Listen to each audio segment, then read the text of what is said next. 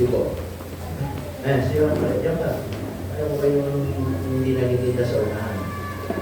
Yung mga magpapastor sa unahan lagi. Ha? Huwag na yan, Alex.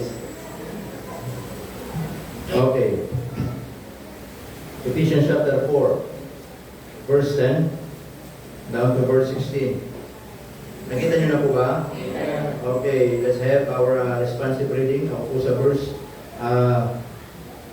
10, kay po sa verse 11, then let's read all together in verse 16. Apostle Paul wrote this book of Ephesians para po sa mga church, sa church ng Ephesus, na sabi ng Bible in verse 10, He that descended in the same also that ascended up far above all heavens, that He might fill all things.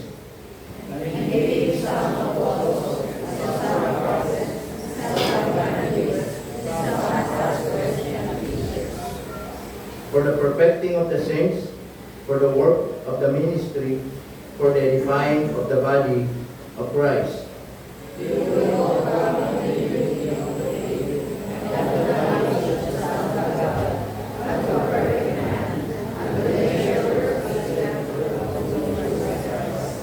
That we henceforth be no more children, tossed to and fro, and carried about with every wind of doctrine, by the spirit of man and cunning craftiness, whereby they lie in wait to deceive. But speaking of the truth in love, we grow up into all things which is the head, even Christ. In verse 16, all together, please. From whom the whole body fitly joined together and compacted by the which every joint supplied, according to the effectual working in the measure of every part, maketh increase of the body unto the edifying of itself in love. Dahil po mag-pray. Panginoon, salamat po ng marami sa pagkabasa ng inyong salita. Tulungan niyo po kami, bigyan niyo po kami ng karunungan, and I pray that this message will become a blessing to each every one of us. Open our hearts and open our minds so that every word of God that we heard this morning na mapakinggan po namin ay maging paalala at pagpapaalala po. Salamat po kung meron po isa dalawa na hindi pa po nakakatiyak ng kaligtasan, gamitin niyo pong mensahe sa pangalan ni Jesus. Amen. You may now take your seat, please. Okay. Ang sabi ng Bible in verse 16, we will focus on this. Sabi, from whom the whole body fitly joined together and compacted by that which every joint supplieth, according to the effectual working in the measure of every part, maketh increase of the body unto the edifying of itself. This morning we will study about how to have a healthy church. Paano tayo magkaroon ng isang malusog o bilang isang malusog na isang iglesia? How to have a healthy church, or how to make our church healthy. Amen mga kapatid? Sa isang tao, mahalaga ang kalusugan, physically. Amen po ba mga kapatid? Mahalaga ang kalusugan ng bawat isa po sa atin. Minsan, nag-iingat tayo. Minsan ay kumakain tayo ng tama. Minsan ay yung pagkain natin ay make sure na ito ay hindi full of carbo. Tama mga kapatid? Kundi more on protein. Tama? Para meron tayong lakas. Amen mga kapatid? Pero dito pag-uusapan natin paano naman tayo maging malusog bilang isang iglesia. We're not talking about physically, but we're talking about as a church. Paano magiging malusog ang church natin? How to make our church healthy, or how to have a healthy church. Tanda natin sa mga binasa po natin, church is the body of the Lord Jesus Christ. Tama? Ang ating Panginoong Jesucristo, siya po yung ulo. Jesus is the head of the church. Hindi naman pwede, if Jesus is the head of the church, then yung kanyang body ay sakitin. Hindi malusog. Tama? Di ba yun ang gusto ng Panginoon sa atin, the Book of Thessalonians, na tayo po ay masumpungan ng Panginoon without blemish, without spot. So that the Lord, when God saved us, ang nais ng Panginoon sa atin, lumago, to become perfect. It means to become mature. Amen mga kapatid? Matuto, lumago tayo hanggang sa pagbalik ng ating pong Panginoong Jesucristo. Individually, that will be our aim, that will be our goal, na tayo diligtas ng Panginoon, at kailangan natin lumago. At ang paglago sa Panginoon, mga kapatid, hindi po aksidente. Amen po ba? Salvation is instant. Ang kaligtasan po sa Biblia ay agad-agad. Amen po ba? Na ang tao po ay kapag siya'y nakakilala kay Jesus bilang Panginoon at sariling tagapagligtas, yung araw din ngayon, siya po ay magkakaroon ng walang hanggang buhay. Because that is what the Lord promised in John 3:16, "For God so loved the world, that He gave His only begotten Son." At kung sino man ang sa Kanya sumampalataya, hindi po mapahamak. Yung kapahamakan na tinuturo ko doon ay kapahamakan sa lugar po ng impyerno. Sapagkat sa Biblia, meron pong lugar na kung saan ay patutunguhan ng mga taong hindi kikilala sa anak ng Diyos. Ang tawag po ng Biblia ay hell. Sa Tagalog po ay impyerno. Amen mga kapatid? Kaya nga po ayaw ng Diyos ang lahat ay mapahamak in the book of 1 Peter. Kundi ang nais ng Diyos, lahat ng tao sana ay magsisi at mga ligtas. Amen po ba mga kapatid?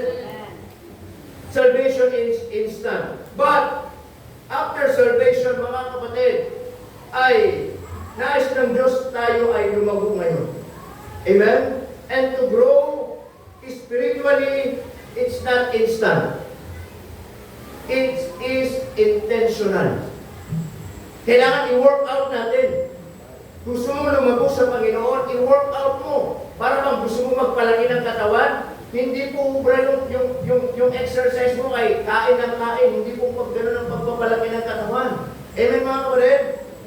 Gusto mong magkaroon ng abs, magkaroon ng muscle, mag-work out ka. Amen mga kapatid? Mag-intentionally, magbubuhat ka talaga. Diba? Ayan, diba sila Johan? O, tingnan mo, walang nangyari sa katawan. Ang dami mga pamilya sa bahay nila. Diba? Tama? Tatambay lang mga tingin. Diba? I-work out mo talaga. Gusto mo magkaroon ng bicep, tricep, abay magbubuhat ka talaga. Hindi pwedeng pag-gising mo, gusto mo malaki na kagad. Hindi po ganun. Tama po ba? So ganun din po sa buhay po natin. If we want to grow, then work out natin. Tama mga ulit? Now, as a church, gusto ng Panginoon, kung siya yung body, as siya yung head, then of course yung body ng Panginoon, gusto ng Panginoon maging malusog, maging healthy. Amen po mga kapatid? So, tandaan natin, church is the body of Jesus Christ. Amen? We are the body of the Lord Jesus Christ. So let us make our church or our body, mga kapatid, as a health church. Kailangan, gusto ng Panginoon bago siya bumalik, masupungan tayong malusog. Hindi po physically na malulusog, kundi spiritually. Amen po mga kapatid? So number one na gusto kong makita po natin mga kapatid. So paano mangyayari? Amen? How? Paano mangyayari po mga kapatid na tayo bilang isang iglesia ay maging malusog? Amen? How to make our church healthy or how to have a healthy church. Number one mga kapatid, feeding together. Amen? Feeding together. Sabi ng Bible in Hebrews chapter 10, mga kapatid, in verse 25. Okay, buksan po natin. In the book of Hebrews chapter 10, in verse 25. Sabi ng Bible diyan, not forsaking the assembling of ourselves. Ano sabi diyan? Ano sabi? Together. Amen? So as a church, not forsaking the assembling of ourselves together, as the manner of some is, but exhorting one another, and so much the more as you see the day approaching. Amen mga kapatid? So, feeding together. Saan po mga kapatid? Fitting together in the Word of God. Amen? Dapat kung gusto natin maging malago ang iglesia natin mga kapatid, bilang miyembro o bilang katawan ng ating Panginoon, kailangan natin maunawaan. Kailangan sama-sama tayong nakikinig, sama-sama tayong kumakain ng salita ng Panginoon. Amen mga kapatid? Nais ko pong sabihin, hindi tayo magiging malusog kung hindi natin pakakainin yung ating kaluluwa ng salita ng Panginoon. Tama? Physically, hindi ka lalago physically kung hindi ka kakain. Amen mga kapatid? Sino rito kayang hindi kumain ng isang araw? Ha? Wala, di ba? Sabi ni Lori, nakalaki ng pagkaganon. Talagang hindi mo kaya. 5 minuto pa nga lang eh. Hindi mo na kaya. Isang araw pa kaya. Tama mga kapatid? Magkakasakit tayo kung hindi tayo kakain. Amen po ba?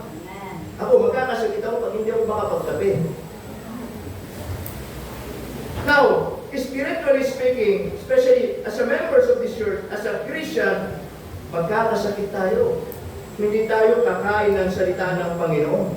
Amen? Sabi doon mga kapatid, not forsaking the assembling of ourselves together. Tama? Dapat tayo bilang isang mananampalataya, individually or as a Christian, dapat every Sunday, sama-sama tayong nakikinig ng salita ng Diyos. Sama-sama tayong nakikinig ng preaching. Sama-sama tayong matuto. Sama-sama tayong merong i-apply sa buhay natin. Sama-sama tayong magpuri. Sama-sama tayong maglingkod. Amen mga kapatid? And I'm telling you this mga kapatid, not only Sunday but every day, you should eat. Kailangan kumain tayo ng salita ng Panginoon. As your pastor, I can feed you every Sunday. I can feed you every Wednesday. I can feed you every Bible study. But you, individually, as a Christian, it is your duty. It is your responsibility to feed yourselves. Amen mga kapatid? Hindi nyo kailangan iasa sa pastor nyo yung paglago ninyo sa Panginoon. Ako, it is my responsibility. Pakainin ko din yung sarili ko. Hindi ibig sabihin, pastor ako, hindi na ako makikinig na salita ng Diyos. Amen mga kapatid?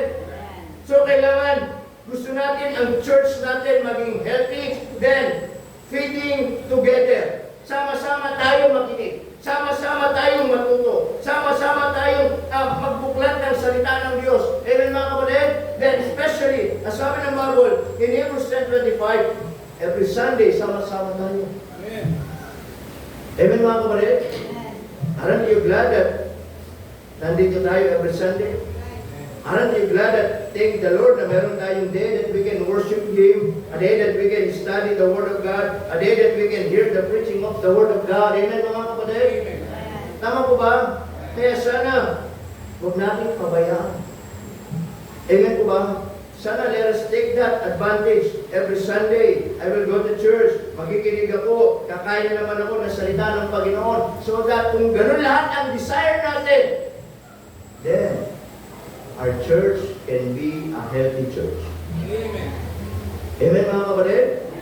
Kaya minsan maraming mga madaling sumuko, mga madaling hindi magpatuloy, mga mananampalataya na madaling lumayo sa Panginoon kasi napapabayang kakainin yung spiritual na buhay.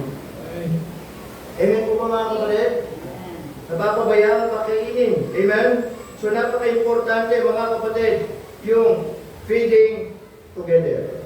Amen? Would you imagine if that will be our desire na lahat tayo lumago? Then our church can be healthy. Amen po ba mga kapatid? Feeding together. Sama-sama po tayong makikinig ng salita ng Panginoon. Sama-sama po tayong dadalo paglinggo. Sama-sama po tayong magpupuri. Amen mga kapatid? As a church. Number 2.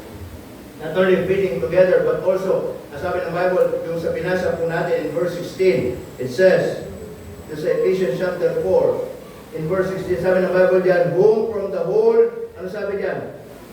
Body, fitly, ano sabi, join together. Amen? And compacted by that which every joint supplieth, according to the effectual working in the measure of the every part, make an increase of the body unto the edifying of itself in love. Sabi diyan, fitly joined together. Amen? Not only fitting together, but also fitly joined together. Amen? So how to make our church healthy? Fitly joined together. Alam nyo, kailangan natin ang bawat isa. Tama po ba mga kapatid? Dapat bawat isa po sa atin mga kapatid, laging, sabi doon, compacted. Tama? Nagkakaugnay at hindi nag-aaway. Amen mga kapatid? Nagkakaugnay tayo. Tama? At hindi tayo nag-aaway. Amen mga kapatid? Ibig kong sabihin mga kapatid, all of us, mahalaga tayo sa bawat isa. Alam nyo, we are the body of Christ. And I believe, God, mga kapatid, ayaw niya na, itong body niya ay magkaroon ng competition. Ayaw niya magkaroon ng comparison. I believe, ang gusto ng Diyos sa body, magkaroon ng cooperation ng bawat isa. Tama mga kapatid? Kailangan nagkakaugnay-ugnay tayo, hindi tayo nagkaaway-away. Yes, we have all differences, but tanda natin, lahat tayo nakalagay sa katawan ng Panginoon. Tama? Sa isang katawan, iba-iba. Hindi lahat kamay. Hindi lahat ilong. Hindi lahat paa. Hindi lahat mata. Hindi lahat tenga. Amen mga ulit? At lahat ng mga yun, paa, kamay, iba-iba, pero merong paggagamitan. Merong specific kung ano yung purpose. God created the hand para makagawa. He created the feet para makapaglakad. At hindi nagkamali yung Diyos. Amen mga kapatid? Nilikha niya ang tenga para makinig. Ang ilong para makahinga. Amen po ba mga kapatid? So ganoon din po sa atin. Bilang isang katawan ng ating pong Panginoon, magkakaiba man tayo, but tanda natin, fitly joined together. Ibig sabihin, dapat tayo ay fitly para lahat tayo gamitin ng Panginoon. Amen? Compacted, sabi po ng Bible. Sabi ng Bible, in 1 Corinthians chapter 12, in verse 12 to 18. Sabi po dyan, sa 1 Corinthians chapter 12.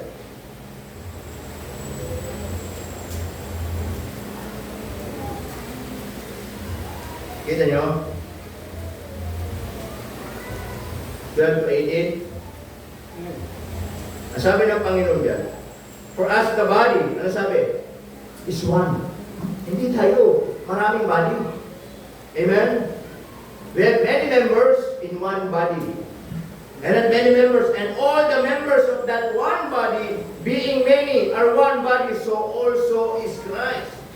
For by one Spirit, we are all baptized into one body, whether we be Jews or Gentiles, whether we bond or free, and have been all made to drink into one Spirit. For the body is not one member, but many. Look at the word, look verse 15. If the foot shall say, because I am not the hand, and I am not the body, is it therefore not of the body? Tama? Sabi niya, if the foot shall say, sabi niya, kung hindi ako kamay, sasabihin ng paa, kung hindi ako kamay, hindi ba ako kasama sa katawan? Amen mga kapatid? And if the ear shall say, because I am not the eye, I am not of the body, sabi niya, kung hindi ako mata, hindi ba ako kasama sa katawan? Amen mga kapatid? The whole body were an eye. Where were the hearing? Sabi niya, kung lahat naman ay magiging mata, sino makikinig? If the whole were hearing, where were the smelling? Kung lahat ay magiging tenga, sino mag-aamoy? But now, at God set the members, every one of them in the body, as it had pleased Him. And if they were all one member, sabi diyan, where were the body? But now, They are many yet but one body. Verse 21, and the eye cannot say unto the hand, I have no need of thee. Amen mga kapatid? Kung hindi daw pwedeng sabihin ng mata kay kamay, hindi kita kailangan. Nor the head to the feet, at sabihin ni ulo sa paa, hindi kita kailangan. Nay, much more those members of the body which seem to be more feeble are necessary. Amen mga kapatid? So tinuturo po dito, mga kapatid, mga kaibigan, na lahat tayo magkakaiba. Pero yung magkakaiba-iba na yon ay nilagay tayo ng Diyos sa katawan with a purpose. And specific, pero specific mga kapatid, kung saan tayo gagamitin ng Panginoon. Amen? Kaya hindi, alam nyo, ang church, hindi po magiging healthy kapag nagpapagalingan. Ang church, hindi po magiging malago, mga kapatid, kapag nagmamalakihan tayo. Hindi, mas magaling ako kaysa sa kanya. Malit lang yung naiaambag niya. Malit lang yung part niya. Malaki na gagawa ko. Mas kailangan ako. Hindi po pwedeng ganun. How can we grow? Amen? Paano magiging malago ang church? Paano magiging healthy ang katawan ng Panginoon? Kung magiging ganun ang sistema ng mga miyembro. Mga kapatid, sabi, hindi pwedeng sabihin ni mata kay kamay, hindi kita kailangan. Paano kung mapuhay si mata? Sino magpupuskos? Hindi ba kamay? Tama mga kapatid? Hindi pwedeng sabihin ni ulo kay paa, hindi kita kailangan. Sino gusto mong maglakad? Yung ulo? Ibig sabihin po mga kapatid, bawat isa po sa atin, in spite of differences, kailangan natin ang bawat isa. We must fitly join together. And compacted, sabi po ng Bible. Amen po ba mga kapatid? Kaya po, tatanda natin, gusto natin maging malago ang church. Dapat nagkakaugnay po tayong lahat. Hindi tayo nag-aaway-away. Hindi tayo nagpapagalingan. Amen? Hindi tayo nagtitimbangan ang nagagawa sa Panginoon. Hindi tayo, mga kapatid, nagmamalakihan sa Panginoon. Amen po mga kapatid? Alam niyo po, bilang miyembro, kung tayo ay mag-aaway-away, then hindi tayo magiging blessing sa church. Amen po mga kapatid? Imbis na maging blessing tayo, magiging burden tayo ng church. Magiging burden ni pastor, imbis na makatulong. Tama mga kapatid? So how to make our church healthy? Not only fitting together, but also fitly joined together. Amen? Let us appreciate one another. Let us pray one with another. Amen mga kapatid? Let us serve one another. Tama? Lahat tayo, kailangan natin ang bawat isa. Amen. Tama po ba mga kapatid? Kailangan natin ang bawat isa to give all the glory to God. Amen? Kaya dapat tayo bilang isang mga miyembro o bilang katawan ng ating Panginoon, amen? Kung bakit sa isang katawan, nagtutulungan tayo. Tama? Dapat nagtutulungan tayo. Nakita mo si mata na puwing, si kamay, siya magpupulas. Si ulo na untog.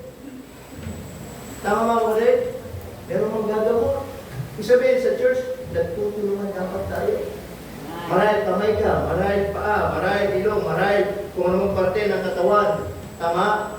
Kailangan nagtutulungan tayo. Amen mga kapatid?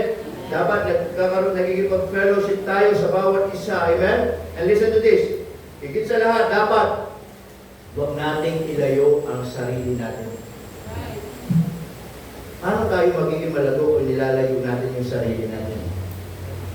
How to make our church healthy?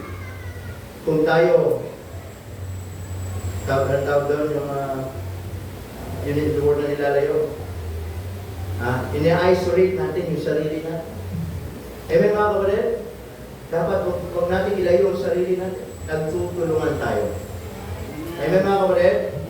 Para minsan, yung gawain ng Diyos kung mabigat, nagiging magaan. Tama? Para lalo tayo nagiging gagamit sa Panginoon. Amen mga kapatid? So huwag tayong ilayo ang sarili. Don't isolate ourselves. Amen mga kapatid? Tama po ba? Huwag tayong maging pabigat. tandaan natin, yes, we're not perfect, pero kailangan natin ng bawat isa. Amen? So not only fitting together and also fitly joined together, but also, and lastly, I want to share to you forming together. Forming together. First, let us grow. Amen? As a church, let us grow according to the gifts that God given to us. Tama po ba? Because I believe lahat tayo, meron tayong pwede magawa sa Panginoon. Hindi ako naniniwala ang niligtas ka ng Panginoon, sasabihin, wala akong may ambag. Wala akong pwedeng maging part. Wala akong pwedeng magawa. Hindi po. Amen? Lahat tayo merong gift na ibinigay ng Panginoon. And you should pray about that. You should ask the Lord, ano yung gift na yon? At kapag nalaman mo, ipanalangin mo sa Diyos, na gamitin ka ng Panginoon. Amen? Huwag mong tignan na malaki na gagawa ng iba. Huwag mong tignan na sila ay ganiti na gagawa nila. Huwag mong tignan yun. Tignan mo rin magagawa mo sa Panginoon. Huwag mong sabihin na maliit lang. Baka hindi kailangan. Baka hindi makatulong. Baka hindi pansinin. Baka hindi ma-appreciate. Tandaan ninyo, malaki o malaki ang nagagawa natin sa Panginoon. Na-appreciate ng Panginoon yan. Amen mga kapatid? Kaya hindi po lahat pwedeng maging kamay. Hindi lahat pwedeng maging paa. Tignan natin saan tayo gagamitin ng Panginoon. Amen mga kapatid? I believe binigyan tayo ng talento ng Diyos, ng gift ng Diyos so that we can perform. Amen? We can perform, we can do something for the Lord. Amen mga kapatid? Hindi tayo niligtas ng Panginoon na upo na lang. Hindi tayo niligtas ng Diyos na attender na lang. Hindi tayo niligtas ng Diyos na after Sunday, uuwi na lang. Just think about it, mga kapatid, na meron kang pwedeng gawin para sa Panginoon. Amen po ba? Huwag lang tayo mag-focus sa kasi malaki, kung kaya. Tignan mo kung ano magagawa mo. It's better na meron kahit maliit kaysa wala. Amen po ba mga kapatid?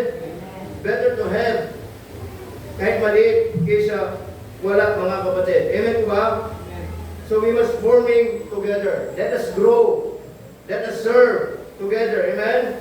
According to the gifts na ibinigay ng ating pong Panginoon sa atin. Amen? Can I ask you, ano na ba yung nagagawa natin para sa Panginoon? Can I ask you, mga kapatid, matagal tayo sa church, meron na ba tayo pwedeng gawin para sa Panginoon? Can I ask you, it is enough na every Sunday, attend ka na lang ng attend, uwi. Until when? Hanggang kailan?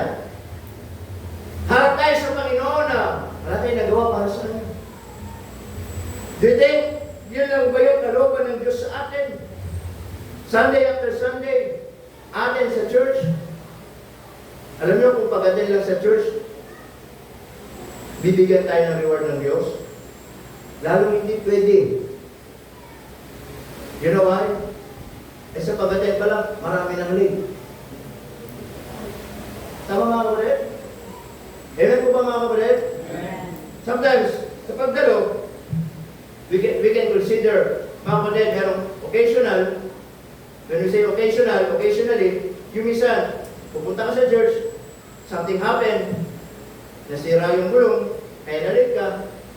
Di ba? May mga bagay na hindi inaasahan, kaya na-late ka, pumunta sa church. So mga ganun, occasionally. Merong habitual, ano yun? Sinasanay mo na lagi ka late. Saan tayo doon? Tama mga kapatid? Kaya nga kung nire-reward ng Diyos yung pag-attend lang sa church, baka wala pa tayong reward. Bakit? Lagi tayo late. Tama mga kapatid? So the point is this mga kapatid, until when? Okay na ba tayo? Sunday after Sunday, Sunday after Sunday, nandito, uwi, at wala, hindi tayo mag-isip na ano yung pwede natin magawa para sa Panginoon. Amen mga kapatid? Huwag mong isipin na kung gaano kalaki, pagsimula ka sa mali. Amen mga kapatid? Naintindihan niyo po ba? Kasi kung lahat tayo hindi matututo na maglingkod sa Panginoon, hindi tayo magtutulong-tulungan. Amen? Yung masasanay na lang tayo na okay na yan, okay na siya, kasi nandiyan na siya. Okay na siya, siya na lang ang gagawa at hindi na ako. Okay na siya, kaya naman niya ako yung okay na ako. Hindi po. Mag-isip ka, may pwede mong magawa para sa Panginoon. Amen mga kulit? Kasi kung wala tayong magagawa kahit mali para sa Panginoon, sayang. Amen mga kulit? Sayang. Because that is the opportunity that we can serve the Lord. Amen? That's why yung mga kabataan natin, lagi natin silang ini-encourage na lagi maglingkod sa Panginoon. Because ano naman, then na masayang yung araw, yung kasagsagan ng kalakasan nila, kasagsagan ng panahon nila, na marami silang pwedeng magawa para sa Panginoon. Amen po ba mga kapatid? Na darating ang araw, tatanda kayo, wala kayong nagawa sa Panginoon, and you will decided now na maglingkod sa Panginoon, but you're in the age na kung saan mahina na. Amen mga kapatid? Yes, you can do something, pero limited na. Amen po ba mga kapatid? Lagi natin encourage yung mga young people. Diba? Habang malakas pa kayo, habang nandito yung panahon ninyo ay kasagsagan pa na kayo pwede pang, marami pang pwedeng magawa sa Panginoon. Amen mga kapatid? Maglingkod kayo sa Panginoon. Amen po ba mga kapatid? Dahil ko sinasabihan. Mga senior natin, lagi ko rin sinasabihan, di ba? Mga senior citizen natin sa church. Matanda na kayo. Kumbaga sabi nga, nabibilang na lang yung taon ninyo. Although wala nakakalap ng kamatayan, pero practically, magtapat na kayo. Tama mga kapatid? Oo. Wala na. Sabi nga, hindi na may babalik ang panahon. Hindi na pabata ng pabata ang buhay natin. Tama? Kaya kayo, nandiyan na po kayo sa kalalagayan ninyong senior na, may edad na, marami nang nararamdaman. Alam ko po, marami na kayo maintenance. Hindi pa rin ba kayo maglilingkod sa Panginoon? Lalo kayong magtapat. Bakit? Kasi yan na yung panahon na anytime, you don't know. At least, nagtapat pa rin kayo hanggang sa huling hininga ninyo. Amen mga kapatid? Oh. Kaya, tatandaan po natin, we must forming together. Let us grow. Gumawa tayo. Amen? According to the gifts that God given to us. Amen? Not for competition. Amen? Not for comparison, but for cooperation. Kahit maliit, alam ko, meron ka magagawa para sa Panginoon. Amen mga kapatid? The Lord is the one who built the church. So let us make our church healthy. Gawin natin malusog ang ating pong iglesia. Hanggang kailan? Hanggang dumating ang Panginoon. Amen mga kapatid? Hanggang bumalik ang ating Panginoong Jesucristo. Na tayo masumpungan niya. Malago. Amen mga kapatid? Masumpungan tayo. Nag-iibigan. Nagdadalanginan. Naglilingkod sa bawat isa. Amen mga kapatid? At hindi nag-aaway-away, hindi nagsisiraan, hindi naglalayo-layuan, hindi po, kundi makita tayo, lumalago. Bakit? Tayo ang katawan ng Panginoon. Amen mga kapatid? But, mangyayari lamang yun. Kung ikaw ay magdidesire, Panginoon, gusto ko pong lumago. Gusto ko po, every Sunday, makikinig ako ng Word of God. Gusto ko po, Panginoon, kung ano yung gift na binigay ng Panginoon sa akin, ipapagamit ko. Gusto ko makikipagtulungan ako. Gusto ko makitiis ako. Kung lahat tayo maging ganyan ang desire natin, then our church can be a healthy church. Amen? But the question is, willing ka ba na ganun yung maging desire mo sa Panginoon? Willing ka ba na yun ang gusto mo na church, gusto ko maging malago. Kung bawat isa sa atin, magiging ganoon ang desire natin. Amen? Tayo pong lahat ay tumayo. Tayo pong manalangin. Let's pray. Dakilan namin Diyos na makapangyarihan po sa lahat. Panginoon, kami po ay nagpupuri, nagpapasalamat ngayong umaga na ipinagkalapit po sa amin. We thank you, Lord, for the Word of God that you shared to us this morning. And we thank you, Lord, for reminding us about how to make our church healthy.